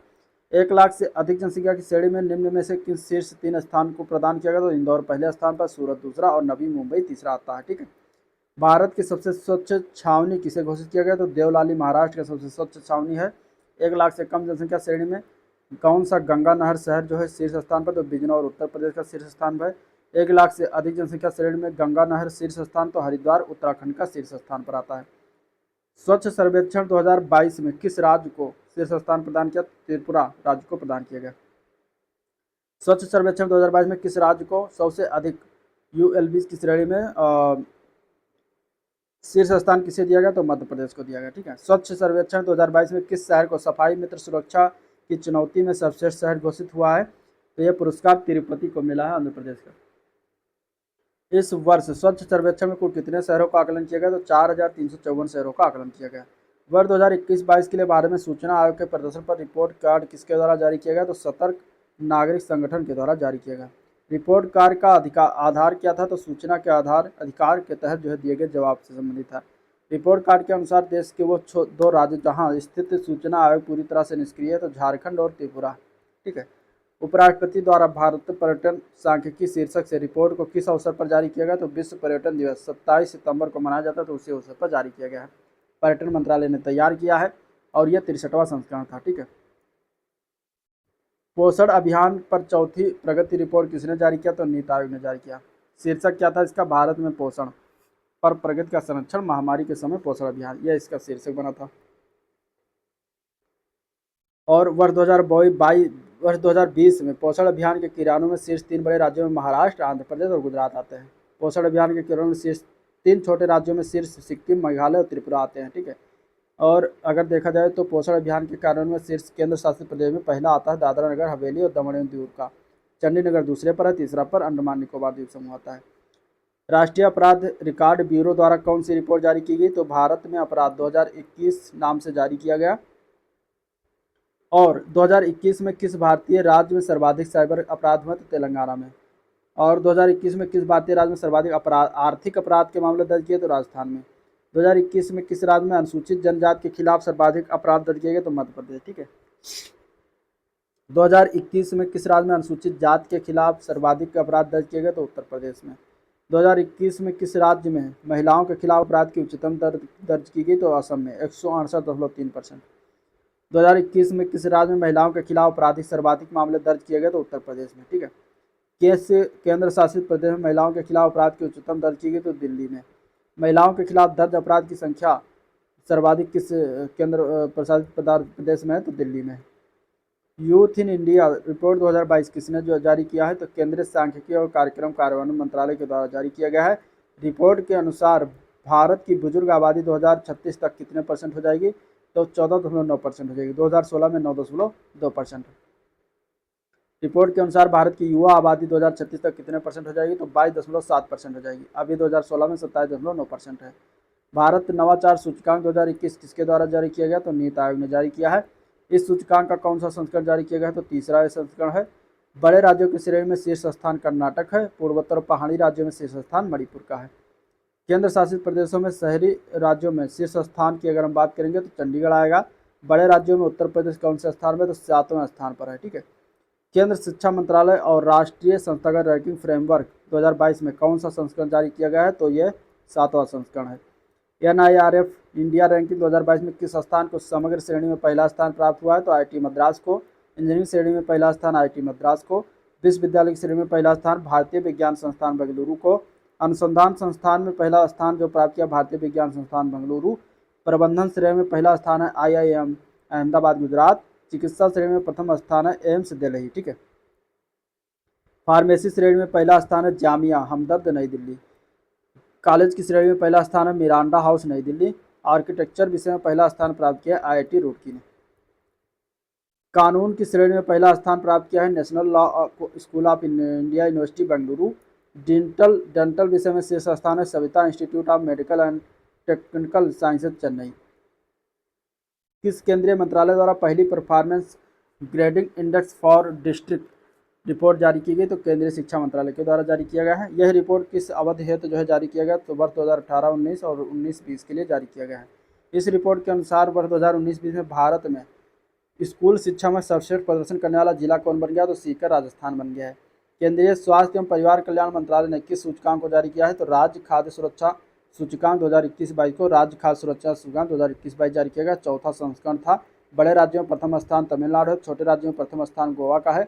और केंद्र शासित प्रदेशों में प्रथम स्थान जम्मू कश्मीर का है। खाद्य राज्य सुरक्षा सूचकांक के सबसे बड़े राज्यों की श्रेणी में उत्तर प्रदेश का स्थान इसमें 8वां आता है 54 स्कोर के साथ। ठीक है। अब आयोजन और कार्यक्रम से संबंधित क्वेश्चन को देखते हैं। किस कार्यक्रम को 3 से 6 वर्ष तक बच्चों को पोषण के साथ बेहतर शिक्षा देने के लिए जो शुरुआत किया गया है?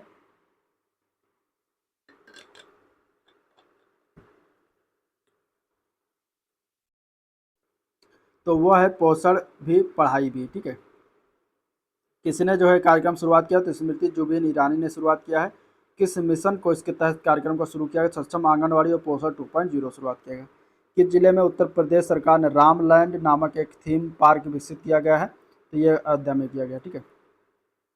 किसकी तर्ज पर पर्यटकों को आकर्षित करने के लिए इस पार्क को विकसित करने की घोषणा की गई है? तो डिज्नीलैंड USA में जो बना है उसकी तर्ज पर यह जो है विकसित करने की घोषणा किया गया है। किस जिले में उत्तर प्रदेश का पहला फार्मा पार्क विकसित करने की घोषणा की गई है? तो ललितपुर में। ठीक है। भारत की पहली अंडर वाटर सी टनल का अनावरण कब होगा? तो नवंबर 2023 में होगा। किस जगह भारत की पहली अंडर वाटर सी टनल का निर्माण किया जा रहा है? तो मुंबई में। ठीक है। मन की बात 100वीं कड़ी का प्रसारण कब हुआ? तो 30 अप्रैल 2023 को हुआ। 30 अप्रैल 2023 को मन की बात का 100वीं कड़ी प्रारंभ हुआ, प्रसारण हुआ। मन की बात कार्यक्रम का पहला एपिसोड हुआ था 3 अक्टूबर 2014 को। लोकसभा अध्यक्ष ओम बिड़ला ने प्रत्येक मां और बच्चे को स्वस्थ रखने के लिए किस अभियान का शुभारंभ किया है? तो सुपोषित माह। 20 फरवरी 2023 को सुपोषित माह का शुभारंभ किया। कहाँ से? तो कोटा, राजस्थान से। ठीक है। विश्व के सबसे बड़े दिव्यांग पार्क अनुभूति समावेशी पार्क की आधारशिला कहाँ रखी गई? तो नागपुर, महाराष्ट्र में रखा गया है। इसकी आधारशिला किसने रखी है? तो केंद्रीय मंत्री नितिन गडकरी के द्वारा रखा गया है। रिवर सिटीज अलायंस के सदस्यों की वार्षिक बैठक धारा 2023 का आयोजन कहाँ किया गया? तो पुणे, महाराष्ट्र में किया गया। ठीक है। धारा से क्या तात्पर्य है? तो driving holistic action for urban reverse इसका फुल फॉर्म बनता है। स्वस्थ स्वस्थ दृष्टि समृद्ध काशी अभियान संबंधित है, तो ये मोतियाबिंद के इलाज से संबंधित है। ठीक है। और ये जो है अभियान कहाँ संचालित हुआ है? तो वाराणसी में संचालित हुआ है। किस जगह 8वां रायसीना डायलॉग 2023 आयोजित किया गया? तो ये हुआ है नई दिल्ली में 2 से 4 मार्च 2023 को। रायसीना डायलॉग 2023 का विषय क्या था? Provocation, uncertainty, troubles, light in house in the Tempest. 8वें रायसीना डायलॉग में मुख्य अतिथि कौन थे? तो जॉर्जिया मेलोनी थी, ये इटली की प्रधानमंत्री हैं। ठीक है। रायसीना डायलॉग प्रतिवर्ष कब से आयोजित किया जा रहा है? तो वर्ष 2016 से आयोजित हो रहा है। वैभव फेलोशिप भारत सरकार के किस मंत्रालय द्वारा प्रारंभ किया गया? तो विज्ञान एवं प्रौद्योगिकी मंत्रालय। किसके लिए है ये? तो भारतीय प्रवासियों के लिए है। ठीक है। राष्ट्रीय स्वच्छ गंगा मिशन युवाओं को जल संरक्षण से जोड़ने के लिए कितने महाविद्यालयों के साथ समझौते पर हस्ताक्षर किया गया? तो टोटल 49 महाविश्वविद्यालय के साथ ये समझौता पर हस्ताक्षर हुआ है। और राष्ट्रीय स्वच्छ गंगा मिशन द्वारा समझौता किस कार्यक्रम के दौरान किया गया? तो नमामि गंगे यूनिवर्सिटीज कनेक्टेड। इस कार्यक्रम का विषय क्या था? तो इग्नाइटिंग यंग माइंड्स रिजुनेटिंग रिवर्स। ठीक है। स्वच्छ उत्सव 2023 के तहत अक्टूबर 2024 तक कितने शहरों में 3 स्टार कचरा मुक्त बनाने का लक्ष्य रखा गया? तो 1000 शहरों में लक्ष्य रखा गया है। उत्तर प्रदेश मुख्यमंत्री योगी आदित्यनाथ ने कहां से स्कूल चलो अभियान 2023 का शुभारंभ किया? तो ये लखनऊ से किया है। इंपॉर्टेंट है, याद रखिएगा, पूछा जा सकता है। 2 दिवसीय भारत ऊर्जा सप्ताह का आयोजन कहाँ किया गया? तो बेंगलुरु में किया गया। ठीक है। गणतंत्र दिवस समारोह के हिस्से के रूप में 6 दिवसीय किस मेगा इवेंट का आयोजन किया गया है? तो भारत पर्व का आयोजन हुआ है। इसका आयोजन कहाँ किया गया? तो लाल किला और ज्ञान पथ पर नई दिल्ली में हुआ है। ठीक है। इस आयोजन है नेटवर्क मंत्रालय के रूप में किसे नामित किया गया? तो पर्यटन मंत्रालय को नामित किया गया। पहले इंडिया स्टेक डेवलपर सम्मेलन का आयोजन कहाँ किया गया? तो नई दिल्ली में हुआ। Voice of global south summit की मेजबानी किसके द्वारा किया गया? तो भारत के द्वारा किया गया। इस सम्मेलन का आयोजन किस विषय के तहत किया गया था? तो unity of voice, unity of purpose, इसका जो है ये थीम बना था इस वर्ष का। अगला पॉइंट है जैव ऊर्जा शिखर सम्मेलन 2023 का आयोजन कहाँ किया गया? तो नई दिल्ली में हुआ है। इस वर्ष सम्मेलन के किस संस्करण का आयोजन किया गया है? तो 11वां संस्करण का आयोजन किया गया है। ठीक है। इसका थीम बताइए, तो थीम था इसका ऊर्जा पारेषण। ठीक है। Energy transition solution for sustainable tomorrow. ठीक है। ऊर्जा पारेषण, एक सतत भविष्य के लिए समाधान, इसका जो है इस वर्ष का थीम था। प्रधानमंत्री द्वारा उद्घाटित वैश्विक निवेश सम्मेलन का आयोजन 2023 में कहाँ हुआ? 11-12-2023 जनवरी में। तो इंदौर, मध्य प्रदेश में इसका आयोजन हुआ है। इस सम्मेलन का कौन सा संस्करण था? ये तो 7वां संस्करण था। GIS 2023 का आयोजन किस विषय के तहत किया गया है? तो मध्य प्रदेश भविष्य के लिए तैयार राज्य, इसके लिए घोषित, ये इसका मतलब विषय था। अंतर्राष्ट्रीय पतंग महोत्सव 2023 का आयोजन कहाँ किया गया? तो 8 से 14 जनवरी 2023 को गुजरात में किया गया। IKF 2023 का आयोजन किसके द्वारा किया गया? तो गुजरात पर्यटन ने किया है। IKF का आयोजन किसके विषय के तहत किया गया? तो एक पृथ्वी, एक परिवार, एक भविष्य, one earth one family one future के साथ इसका थीम बना था। 17वां प्रवासी भारतीय दिवस समागम का आयोजन कहाँ किया गया? तो 8 से 10 जनवरी को किया गया, इंदौर, मध्य प्रदेश में। इस समागम के मुख्य अतिथि थे गुयाना के राष्ट्रपति मोहम्मद इरफान अली। और PBT 2023 का थीम क्या था? तो प्रवासी अमृतकाल में भारत के प्रगति के विश्वसनीय भागीदार। Astro tourism sky gazing event का आयोजन कहाँ किया गया? तो इंडिया गेट, नई दिल्ली में किया गया। इस इवेंट का आयोजन किसके द्वारा किया गया? तो national council of science museum द्वारा नेहरू मेमोरियल म्यूजियम लाइब्रेरी के सहयोग से किया गया। देश में आयुर्वेद में अनुसंधान एवं विकास को बढ़ावा देने हेतु आयुर्वेद प्रोफेशनलों के लिए किस कार्यक्रम की शुरुआत किया गया है?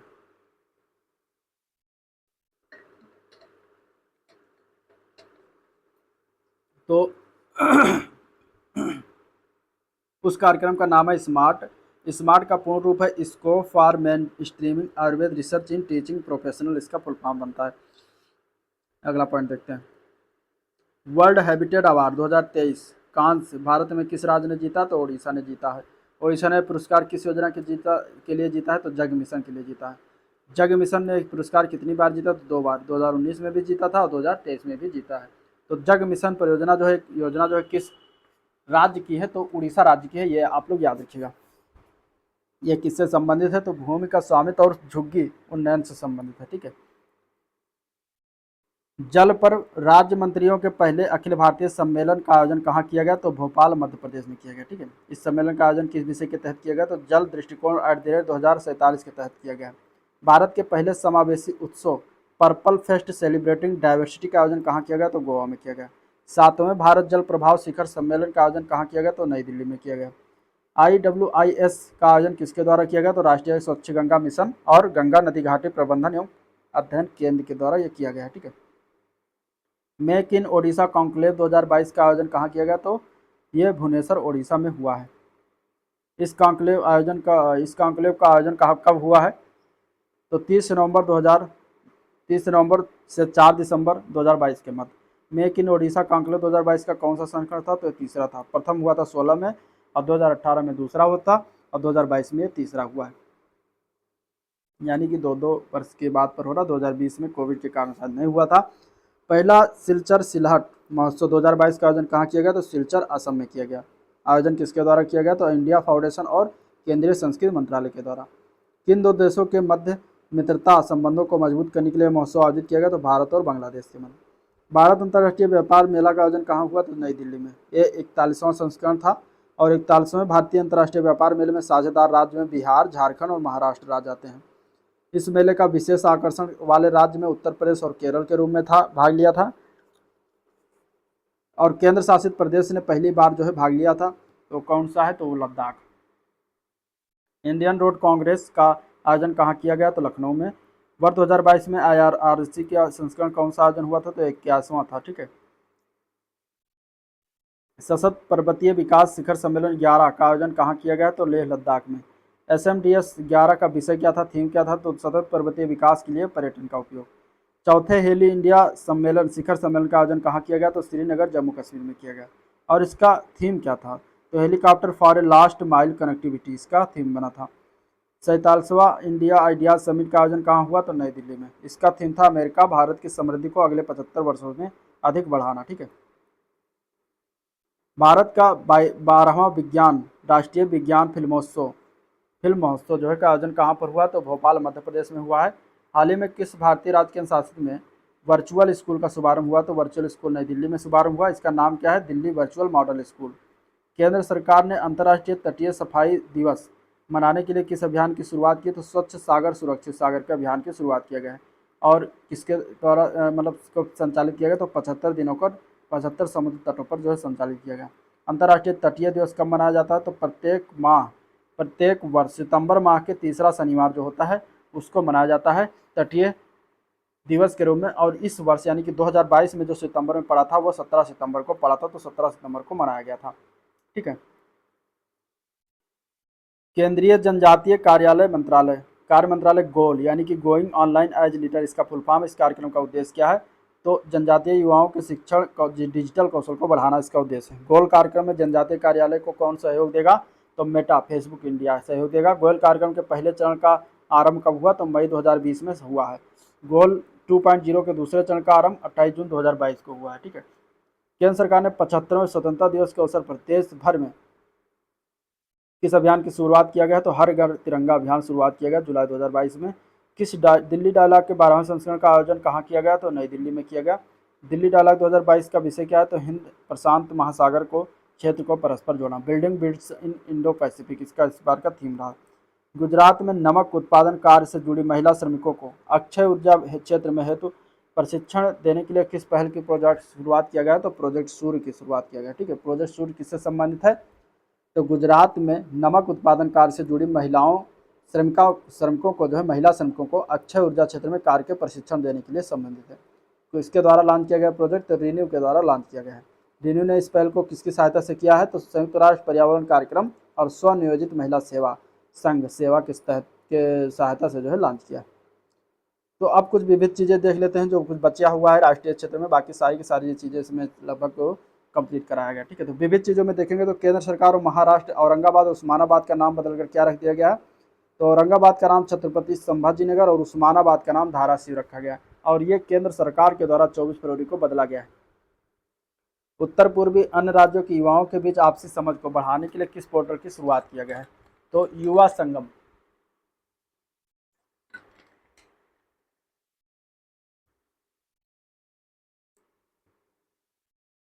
युवा संगम का शुरुआत किया गया किस मंत्रालय द्वारा? युवा संगम पोर्टल का शुरुआत किया गया तो शिक्षा मंत्रालय के द्वारा शुरुआत किया गया। किस राज्य केंद्र शासित प्रदेश की हर गांव हरियाली पहल ने वर्ष 2022-23 में 90 लाख पौधों लगाने का रिकॉर्ड बनाया? तो जम्मू कश्मीर के द्वारा लगाया गया। ठीक है, किस राज्य ने जय जय महाराष्ट्र माझा के राज्य गीत के रूप में मान्यता दी? तो महाराष्ट्र सरकार ने मान्यता दी है।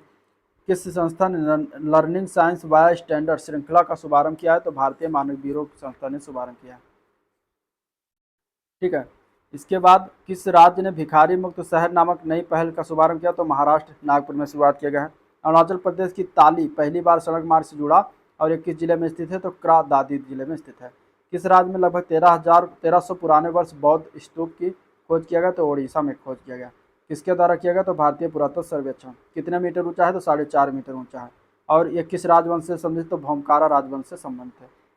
राज्य बनने के 60 वर्ष बाद किस पूर्वोत्तर राज्य में पहला मेडिकल कॉलेज स्थापित करने की मंजूरी मिली है? तो नागालैंड में मंजूरी मिला गया। किस राज्य ने 2030 तक सभी सरकारी विभागों में 100% इलेक्ट्रिक वाहन प्रयोग करने का लक्ष्य रखा है? तो उत्तर प्रदेश राज्य के द्वारा रखा गया। ये अज्ञात शवों को पहचानने के लिए डीएनए डेटाबेस तैयार करने वाला भारत का पहला राज्य कौन सा है? तो हिमाचल प्रदेश है। किस राज्य को ई प्रोक्योरमेंट कार्यान्वयन में पूर्वोत्तर राज्यों में सर्वश्रेष्ठ प्रदर्शन करने वाले राज्य के रूप में सम्मानित किया गया? तो त्रिपुरा राज्य को सम्मानित किया गया है। भारत की राष्ट्रपति द्रौपदी मुर्मू ने किस राज्य में गज उत्सव 2023 का उद्घाटन किया? तो असम में 7 अप्रैल 2023 को। असम के किस राष्ट्रीय उद्यान में गज उत्सव का शुभारंभ हुआ? तो काजीरंगा राष्ट्रीय उद्यान। भारत में रेलवे नेटवर्क के 100% विद्युतीकरण वाला पहला राज्य कौन सा बना? तो हरियाणा बन गया है। किस शहर में सेरीकल्चर यानी कि रेशम उत्पादन मेले का आयोजन हुआ है? तो गोरखपुर उत्तर प्रदेश में हुआ है और गोरखपुर वाराणसी टू गलियारा भी शुरुआत किया गया है रेशम उत्पादन रेशम से संबंधित। ठीक है, रेशम महोत्सव। 31 मार्च 2023 को ज्योतिरादित्य एम सिंधिया ने इंदौर और किस शहर के बीच धीमी विमानन सेवा को प्रारंभ किया? तो शारजाह यूएई के मध्य हुआ है। कौन सा भारतीय राज्य अपनी स्थापना के रूप में प्रतिवर्ष उत्कल दिवस मनाता है? तो ओडिशा मनाता है। कब मनाया जाता है उत्कल दिवस? तो 1 अप्रैल को मनाया जाता है। ओडिशा राज्य की स्थापना हुई थी 1 अप्रैल 1936 को।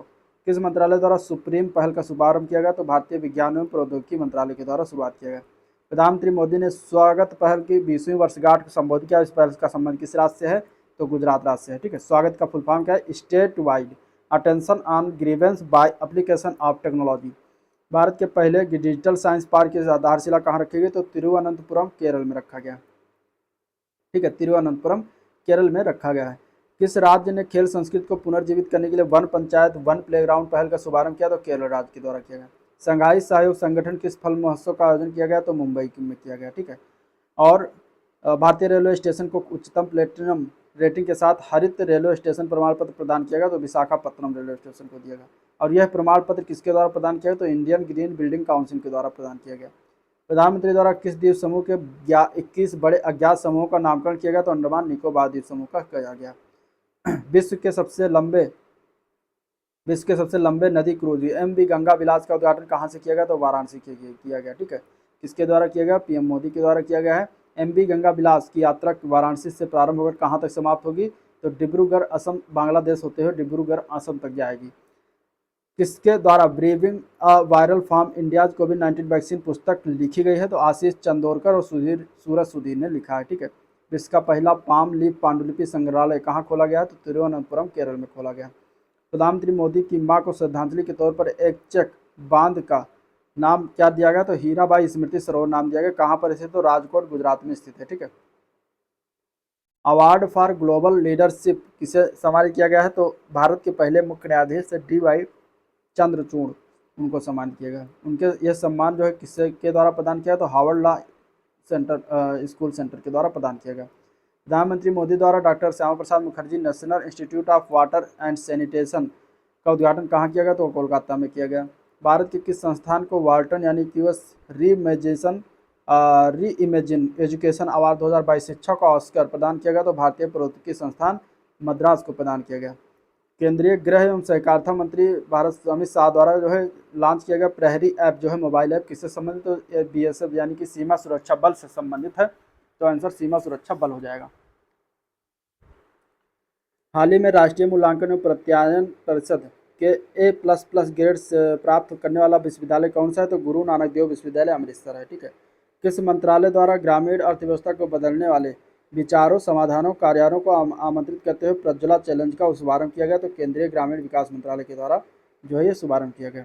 भारत की सबसे बड़ी समकालीन कला प्रदर्शनी कोच्चि मुजरिम बिएनल 2022 का आयोजन कहाँ किया गया? तो कोच्चि केरल में किया गया। इस वर्ष प्रदर्शनी के लिए किस संस्करण का आयोजन किया गया? तो 5वें संस्करण का आयोजन किया गया। ठीक है। इस प्रदर्शनी का शीर्षक क्या है? In our veins flow ink and fire, इसका शीर्षक रहा है। ICMR national animal resource facility for bio medical research का उद्घाटन कहाँ किया गया? तो जीनोम वैली हैदराबाद में किया गया। ठीक है। देश के सबसे बड़े व्यावसायिक जेट टर्मिनल शुभारंभ कहाँ किया गया? तो कोचीन अंतर्राष्ट्रीय हवाई अड्डा में किया गया है। निजी जेट टर्मिनल संचालित करने वाला देश का चौथा हवाई अड्डा कौन बना था? कोचीन अंतर्राष्ट्रीय हवाई अड्डा बना था। आयुष्मान भारत स्वास्थ्य कार्ड वितरण के लिए प्रथम पुरस्कार किस केंद्र शासित प्रदेश को प्रदान किया गया? तो जम्मू कश्मीर को प्रदान किया गया। महाकवि सुब्रमण्यम भारतियार की प्रतिमा का उद्घाटन कहाँ किया गया? तो वाराणसी उत्तर प्रदेश में हुआ है। सिंगल कॉलम पर समर्थित मेट्रो रेल विश्व के सबसे बड़े डबल डेकर पुल का निर्माण कहाँ किया गया? तो नागपुर में हुआ। इस उपलब्धि हेतु किसे गिनीज वर्ल्ड रिकॉर्ड में शामिल किया गया है? तो भारतीय राष्ट्रीय राजमार्ग प्राधिकरण और महाराष्ट्र मेट्रो को शामिल किया गया है। इस पुल की लंबाई कितनी है? तो 3.14 किलोमीटर है। ठीक है। भारतीय सिनेमा के इतिहास में पहली बार सिर्फ आदिवासी समुदाय द्वारा अभिनीत फिल्म का नाम क्या है? तो धाबारी कुरुबी नाम है। ठीक है। धाबारी कुरुबी का निर्देशन प्रियनंदन ने किया है और इसे किस भाषा में है? तो इरुला जनजातीय भाषा उसमें फिल्माया गया है। कहानी जो केंद्रित है वो रूढ़ियों से लड़ती हुई आदिवासी लड़की पर समर्पित है। भारत सरकार ने किस अंतर्राष्ट्रीय प्रदर्शनी का उद्घाटन किया है? तो वैक्सीन इंजेक्टिंग होप का शुभारंभ किया है। ठीक है। प्रारंभ का उद्घाटन किया है। और इस यात्रा प्रदर्शनी का उद्घाटन कहाँ से किया गया? तो नई दिल्ली से किया गया। ठीक है। नवंबर 2022 से सितंबर 2025 तक इस अवधि में यह यात्रा प्रदर्शनी भारत के किन शहरों में जाएगी? तो नई दिल्ली, नागपुर, बेंगलुरु, कोलकाता, मुंबई में जाने वाली है।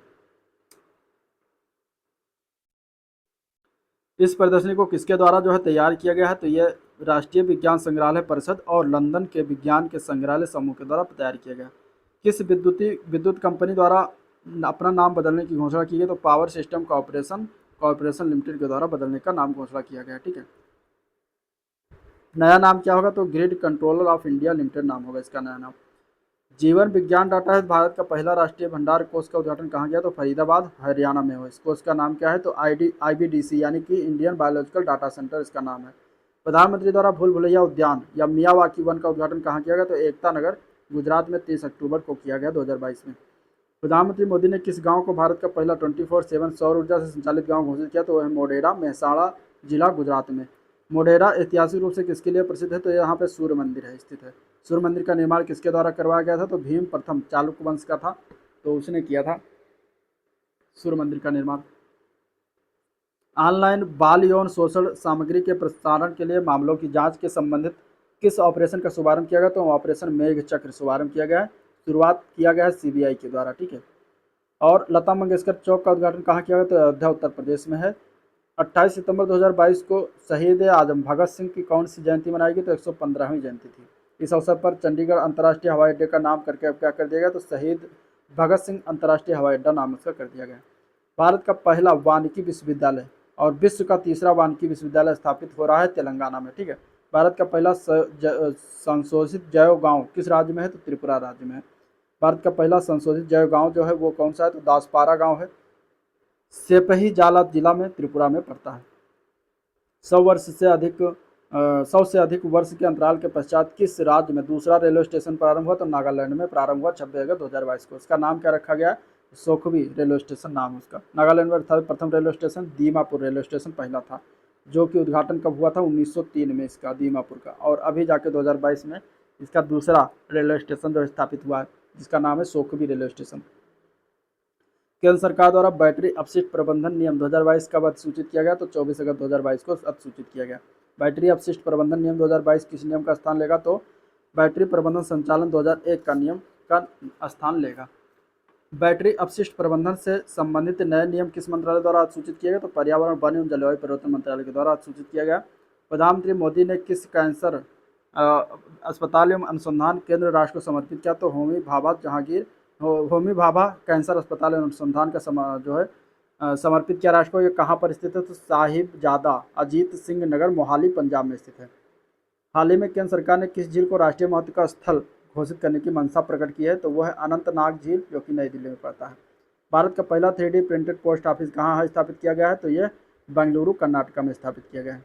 और इस पोस्ट ऑफिस का निर्माण किस कंपनी द्वारा किया जाएगा? तो लार्सन एंड टूब्रो के द्वारा। प्रधानमंत्री मोदी द्वारा कहाँ पर अत्याधुनिक अमृता अस्पताल का उद्घाटन किया गया 24 अगस्त को? तो फरीदाबाद, हरियाणा में हुआ। अस्पताल किस संस्था द्वारा संचालित है? तो माता अमृतानंदमयी मठ के द्वारा संचालित है। भारत की सबसे लंबी और सबसे भारी मालगाड़ी कौन सी है? तो सुपर वासुकी है। 15 अगस्त 2022 को यह चला गया। सुपर वासुकी ट्रेन लंबाई कितनी है? तो 3.5 किलोमीटर लंबाई, 295 डिब्बे हैं। सुपर वासुकी ट्रेन का सकल भार कितना है? तो 25,962 टन है। सुपर वासुकी ट्रेन कहाँ से कहाँ तक चलाई गई है? तो कोरबा छत्तीसगढ़ से लेकर राजनांदगांव नागपुर तक। आकाशा एयर की पहली उड़ान किन 2 शहरों के बीच संचालित हुई? तो मुंबई से अहमदाबाद संचालित हुई। और Indian institute of heritage deemed विश्वविद्यालय की स्थापना कहाँ की जा रही है? तो नोएडा, गौतम बुद्ध नगर, उत्तर प्रदेश में किया जा रहा है। फॉरेंसिक साक्ष्य के संग्रहण को अनिवार्य बनाने वाली 6 वर्षों से अधिक के दंडनीय अपराधों हेतु देश की पहली पुलिस राज्य का या केंद्र शासित प्रदेश की है? तो दिल्ली की है। भारत के कितने शहरों में स्ट्रीट व्यू सेवा का शुभारंभ हुआ है? तो 10 शहरों में हुआ है। इस सेवा का शुभारंभ किसके द्वारा किया गया? तो गूगल के द्वारा किया गया। स्ट्रीट व्यू क्या है? तो किसी स्थान का 360 डिग्री दृश्य होता है, उसको स्ट्रीट व्यू कहते हैं। स्ट्रीट व्यू सेवा की शुरुआत किसके द्वारा किया गया? तो गूगल मैप्स के द्वारा किया गया। ठीक है। अवसंरचना पर बंदरगाह प्राधिकरण का पूर्ण मालिकाना हक वाला भारत का पहला प्रमुख बंदरगाह कौन बन गया? तो जवाहरलाल नेहरू बंदरगाह बन गया। ठीक है। देश में कहाँ पर ग्रे वाटर प्रबंधन प्रणाली 100% लागू किया गया? तो पप्पन कुज्जी, कांचीपुरम, तमिलनाडु में लागू किया गया। प्रधानमंत्री मोदी ने झारखंड के दूसरे हवाई अड्डे का उद्घाटन किया, जिसका नाम क्या है? तो देवघर हवाई अड्डा नाम रखा गया। यह सीधी कनेक्टिविटी प्रदान करेगा, तो बाबा बैद्यनाथ धाम को प्रदान करेगा। ठीक है। झारखंड का प्रथम एयरपोर्ट कौन सा है? तो बिरसा मुंडा हवाई अड्डा रांची है। भारत ने किस शहर में विश्व के सबसे लंबे डबल डेकर मार्ग निर्माण एक रिकॉर्ड स्थापित किया है? तो नागपुर, महाराष्ट्र में किया गया। इसकी लंबाई कितनी है? तो 3.14 मीटर है। ठीक है। इस सेतु का निर्माण किसके द्वारा किया गया है? तो भारतीय राष्ट्रीय राजमार्ग प्राधिकरण और महाराष्ट्र मेट्रो के द्वारा किया गया। केंद्रीय गृह मंत्री शाह द्वारा स्टैचू ऑफ पीस यानी शांति की प्रतिमा का अनावरण कहाँ किया गया? तो श्रीनगर, जम्मू कश्मीर में किया गया है। स्टैचू ऑफ पीस किससे संबंधित है? श्री रामानुजाचार्य से संबंधित है, रामानुजाचार्य से। प्रतिमा की ऊंचाई कितनी है? 4 फीट ऊंचाई है, 600 ग्राम वजन है इसका। और राजस्थान स्थित स्टैचू ऑफ पीस किससे संबंधित है? तो यह श्री जैन आचार्य श्री विजय वल्लभ सूरीश्वर जी महाराज से संबंधित है। ठीक है। किस भारतीय बल के केंद्रीकृत वेतन प्रणाली PADMA का शुभारंभ किया गया? तो भारतीय तटरक्षक बल के लिए शुरुआत किया गया है। और PDMA का पूरा नाम क्या है? तो payroll automation for disturbance of monthly allowance. ठीक है। PADMA पूरी तरह से पन बिजली सौर ऊर्जा से संचालित होने वाला भारत का पहला हवाई अड्डा कौन बना है? तो इंदिरा गांधी अंतर्राष्ट्रीय हवाई अड्डा बन गया है। पूर्ण रूप से सौर ऊर्जा संचालित होने वाला विश्व का पहला हवाई अड्डा? तो कोचीन अंतर्राष्ट्रीय हवाई अड्डा है। ठीक है। किस रेलवे स्टेशन से रामायण सर्किट पर चलने वाली भारत की गौरव टूरिस्ट ट्रेन को हरी झंडी दी गई है? तो ये Safdarjung railway station Safdarjung railway station से नई दिल्ली में शुरुआत किया गया। भारत और नेपाल को जोड़ने वाली पहली पर्यटक रेलगाड़ी कौन सी है? तो वह है भारत गौरव ट्रेन।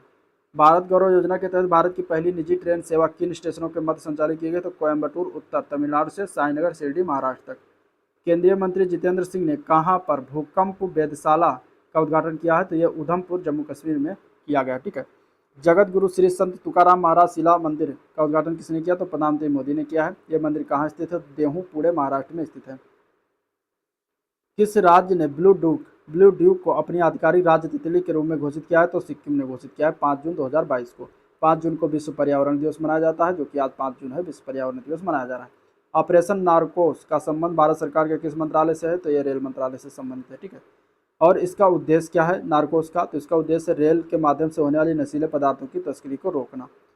तो ये था ओवरऑल पूरा वीडियो जिसमें हमने राष्ट्रीय क्रम के घटनाओं का वर्णन किया। ठीक है, तो वीडियो पसंद आया तो लाइक करिए, चैनल को सब्सक्राइब नहीं किया तो अभी तक तो सब्सक्राइब करना मत भूलिए, साथ ही साथ अपने दोस्तों में शेयर करना तो ज़रूर कर दीजिएगा। ठीक है, और इसके बाद हम अगला जो चैप्टर होगा इसमें अंतर्राष्ट्रीय प्रदेश के करंट नोट्स, तो उसको हम अगले वीडियो में देखेंगे। तो आज के लिए इतना ही, वीडियो को एंड करते हैं, मिलते हैं नेक्स्ट वीडियो में, तब तक के लिए थैंक यू।